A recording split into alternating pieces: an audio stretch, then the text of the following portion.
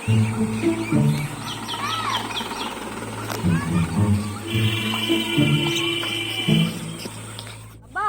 হলো?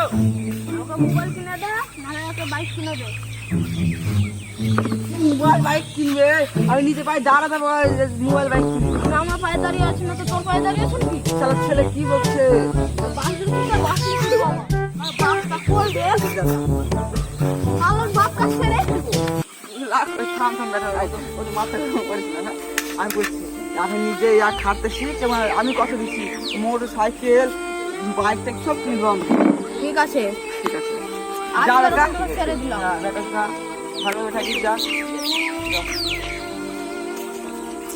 রে বাঁচলাম রে বেটা। হ্যাঁ